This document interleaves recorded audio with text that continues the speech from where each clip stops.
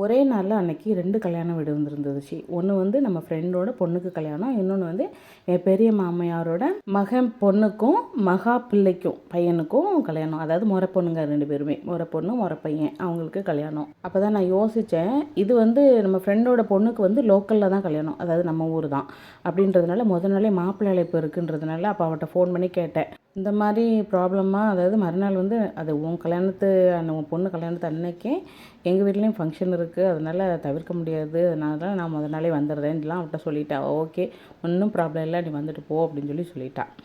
கிளம்பலாம்னு சொல்லிட்டு காலையிலேருந்து மதியம் வரைக்கும் நல்ல முடிவில் தான் இருந்தேன். நானும் என் பையனும் போய் அட்டன் பண்ணிட்டு வந்துடலாம். இவங்க அப்பா வந்து நான் வரல அப்படின்ட்டாங்க.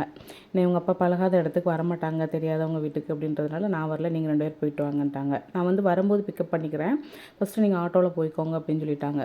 2 பேரும் கிளம்பலான்ட்டு இருக்கும்போது ஈவினிங் போல் எனக்கு என்னமோ இன்னொரு நாள் அவங்க வீட்டில் போய் நம்ம போய் கொடுத்துக்கலாம், பார்த்துக்கலாம், பொண்ணுலாம் போய் பார்த்துட்டு வந்துடலாம் அப்படின்னு சொல்லிட்டு நான் இவங்க அப்பாட்ட ஃபோன் பண்ணி சொல்லிட்டேன், இப்போ நீங்கள் மண்டபத்துக்கு வந்துடாதீங்க, நான் வந்து அங்கே வரல, நான் போகல அங்கே இன்றைக்கி, எனக்கு என்னமோ மனசு ஒரு மாதிரி இருக்குது அப்படின்னு சொல்லிட்டேன். ஏன்னா அன்றைக்கி வந்து நிறைய வீடெல்லாம் தொடச்சி நிறைய ஒர்க் இருந்துச்சுன்றதுனால நான் இன்னொரு நாள் போகிறேனே அப்படின்னு சொல்லிட்டேன். இப்போ இவங்க அப்பா சொன்னாங்க, நான் வந்து கூட்டிகிட்டு போனால் வருவியா அப்படின்னு கேட்டாங்க. அப்போ ரொம்ப நல்லது வாங்க அப்படின்னு சொல்லிட்டு கடகடான்னு எல்லா வேலையுமே முடிச்சுட்டு கிளம்பி போனோம்.